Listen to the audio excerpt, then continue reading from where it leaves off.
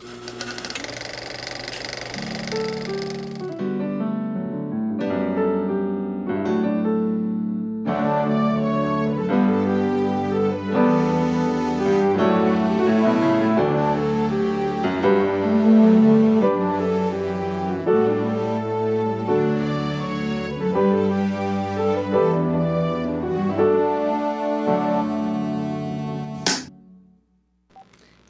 Nora.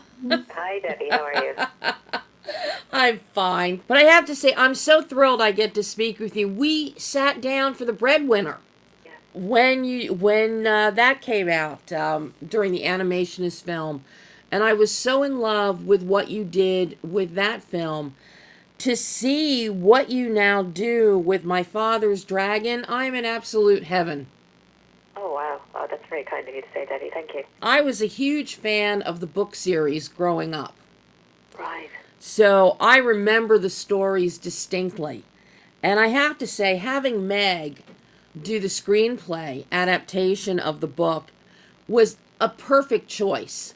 She knows dinosaurs and dragons. She did The Good Dinosaur for Disney. That's right. So she really has a handle on writing for things that take place, creatures anthropomorphizing them, that hook up with a child and they go on an adventure and they both learn how to be brave. Yeah, absolutely. Yeah, I mean, it really is. Even though Boris is a dragon, he's really just a kid. So it really is a story just of two children just trying to navigate their way through life, trying to cross a threshold. It's a really a coming of age story. Where when your parents don't, you realize your parents don't have all the answers, or the grown-ups in your life don't have all the answers, and you kind of have to forge your own way and find your own way forward and start to make your own way in this life in some kind of sense. And that's very much what Elmer and Boris do, and that friendship is the heart of everything that they share all the way through the film. And even though it's all, it was such an epic adventure with a sinking island and wild animals chasing after them, and all of these kind of elements, at its heart, it is just a story of friendship, and that really, that kind of feeling I remembered well when I was, before my teens, that sense that my friends got me the way that nobody else did, and it really felt like we understood the world, and its challenges in ways that, our parents mightn't have, or we felt our parents didn't. And so that's what we were really trying to capture, just two kids not knowing what's around the corner and just trying to give each other strength. Well, you definitely do capture that. And I have to say, I love the way the film has been adapted and things that were left out from the book. I think that the changes that were made between the book and the film are wonderful. To have it just adds some more elements of fanciful fun and adventure, such as having Soda, the whale, be the one to transport Elmer across the sea instead of Elmer stowing away on a ship. Yeah, we did have to kind of dig down and in ways kind of simplify and maybe not lean so much into the kind of episodic nature, which is great for great in a storybook. And the book, and the trilogy of books are really gorgeous stories, but a film is a very different beast. Yes. And to try to make sure that the narrative arc fits Elmer's emotional arc is something that we spent a lot of time at. So even at the point where I met Meg around 2012, she and John Morgan had already started to look at ways of getting Elmer's arc to really, to be the emotional bond with every element in the film. And so, but having said that, there are fantastic moments in the book. One in particular that really struck me, and I think was the one that made me decide that I really wanted to bring this story to the screen, was that page in the book where Elmer is giving the cat a saucer of milk. His mum finds out and she gets really angry with him. I just thought that was such a wonderfully layered moment where, there's something obviously going on in that mom's life that's much bigger than a saucer of milk that she's not managing to express very well what's going on in Elmer's life, and he looks up at her, at her face, and probably sees something that he doesn't recognize there, and that scares him. I thought that was such a wonderfully nuanced moment, and it certainly became, part of the catalyst for Elmer in the film, and something that I felt we could hold on to, because that lovely layered way of storytelling is something that I'm always really interested in, and something that Meg has such a great handle on as well. Well, and that is such an important moment, and I was so thrilled to see how it's animated and how it plays out, because then that sends us into one of the most incredible scenes in the film, Nora, as Elmer is running away, and as he's running through the city, it's constantly going down, down, down, down, down, multiple staircases, narrow alleys, and they keep getting narrower and narrower, so he's almost getting crushed between the concrete until he finally gets to the pier and just screams, and then stands there and sees wide open spaces and freedom. Like, there are his answers right in front of him. And that whole sequence is so stunning. And the way the animation is done, the shades of gray, the texturing, just with paint, pen and paint, is just phenomenal, because it really then sets the stage as you shift tone from this frustrated darkness into childlike glee. And then the vibrancy when we get to Wild Island. This progression, this tonal progression of emotion is spectacular. Well, thank you. Thank you so much, Deb. We worked really hard with our head of story, Giovanna Ferrari, and our art director, Anya McGuinness, to make sure that the visual arc of the story and the pacing, really aligning with our screenplay. And so, I mean, what I really love about animation is it takes so much time, and that's time well spent, I feel, because you really get, with all of your creatives working on the project, to dig into that story as much as you can. Why does the sequence exist? What does it do for the character of Elmer? How does it progress his journey? What is evolving all the way through the film? Really, for stories to survive the animation process, I think they have to be really, really strong, because everybody, it's such a collaborative medium, and every one of your heads of departments are asking you, why does the sequence exist? And you really have to know the answer for that.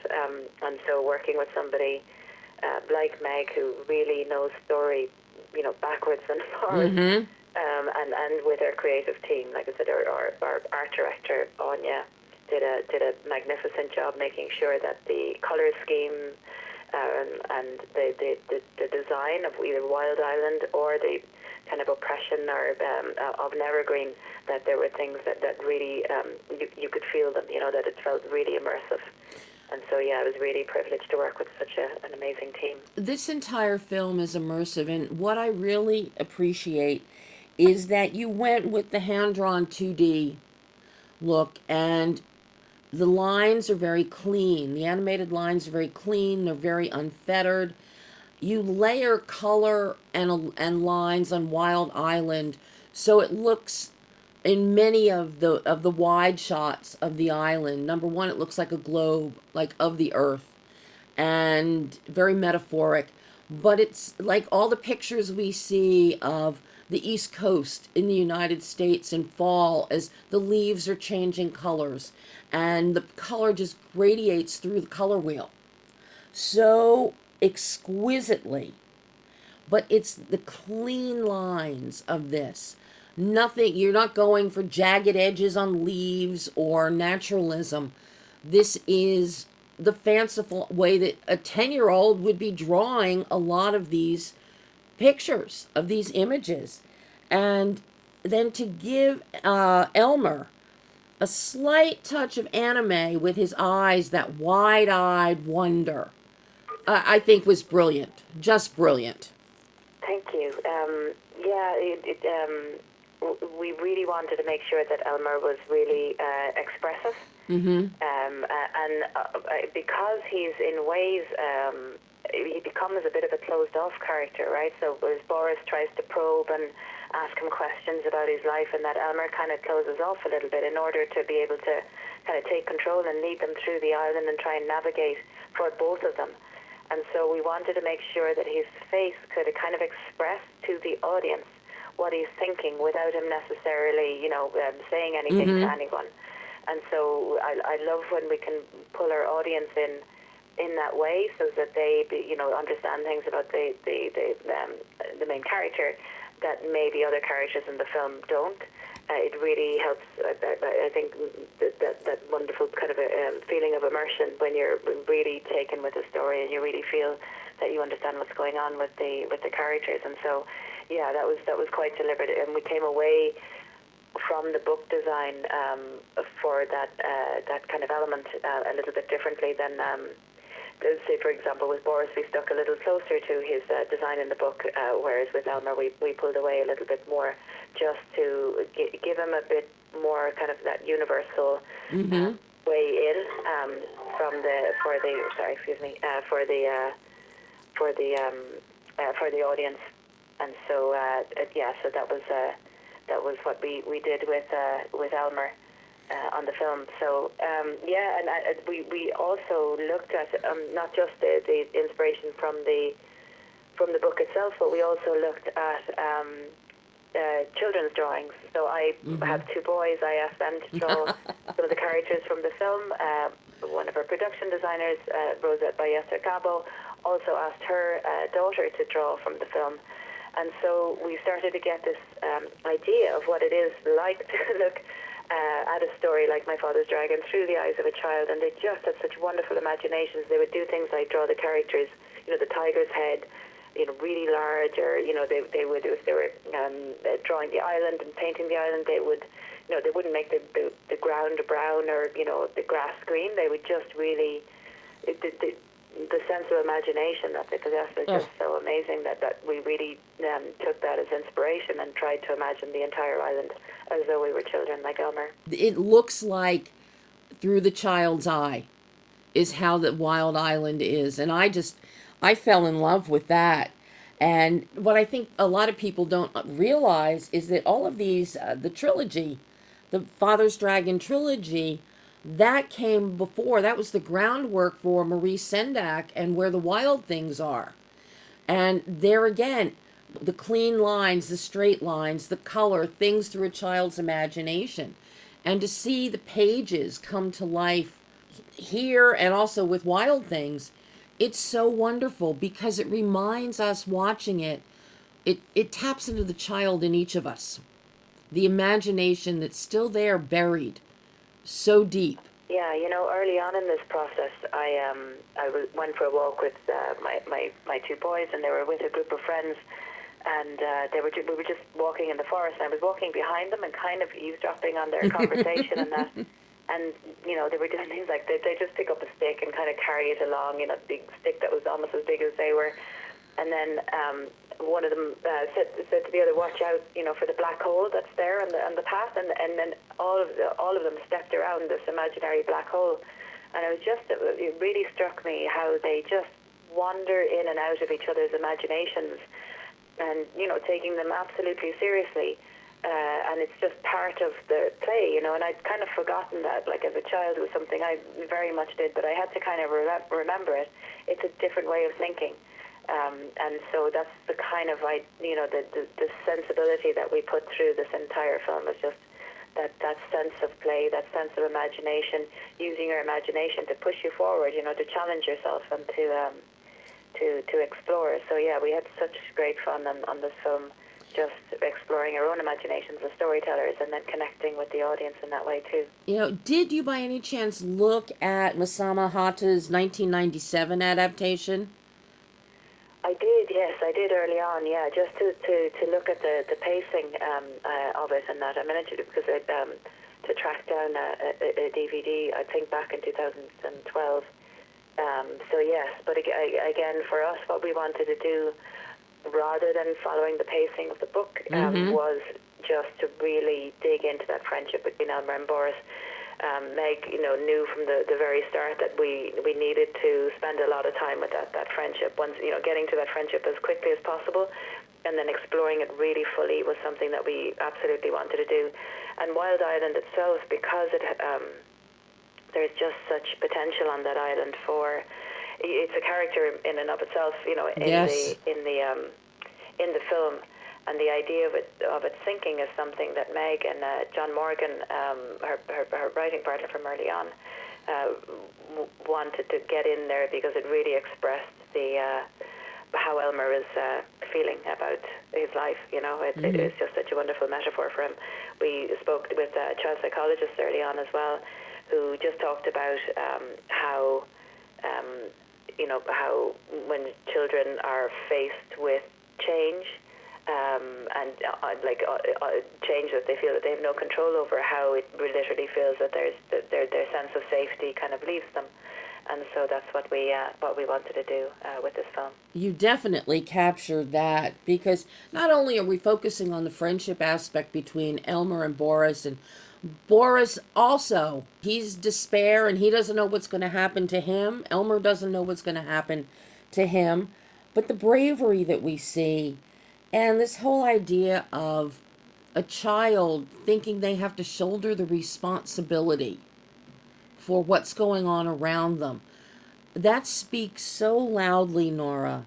And I think in today's world that is so important, because you see so many kids with homelessness, with another impending financial crisis of some sort. Politics influence things. Kids are just, what do we do? And so many, we've seen kids step up where they shouldn't have to.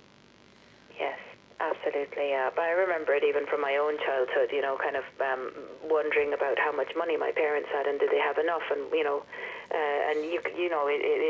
it can be, and especially with the last couple of years that children have gone through, it's life can be scary, and how you navigate that. I think sometimes the temptation is to wrap children in cotton wool and to just try to not let them see anything of life, but really that's not our roles as adults in their lives. We have to help them face the challenges in a responsible way and in a loving way, but not, sometimes if you try to hide things from children, it makes it worse. It makes it a lot worse for them. It does. Very quickly, just wanted to ask you about this incredible voice cast. You got Rita Moreno. Yes. You got an Oscar winner on your voice cast. Yeah, absolutely, and Diane Wiest as well. We just have the entire cast is incredible. We have an amazing casting director, Amy Lippens, who really encouraged me to just literally reach for the stars and to just do to aim as high as I wanted to. And so I did. It's not really in my nature to just, to work like that, or I wouldn't, I would think, oh, well, they wouldn't be interested. But everybody said yes to this, which was just really, really amazing. And, Rita has such an imagination. She's so playful, and, her sense of energy and her wonder. She's, in ways when she's acting, you get a little window into, her wonderful method. She's just incredible, as is Diane, Ian McShane, and then at the very heart, of course, you have Gaten Matarazzo and Jacob Tremblay, who they had a genuine friendship. They genuinely loved to play together, and so really as a director, I just had to kind of sit back and watch them. Lucky you. Amazing. Oh, Nora, I can't thank you enough. This has been so lovely to get to speak with you again. This has been Thank you very much, Debbie. I can't wait for the next time. Oh, thanks so much. All right, take care now. Bye-bye. Bye-bye.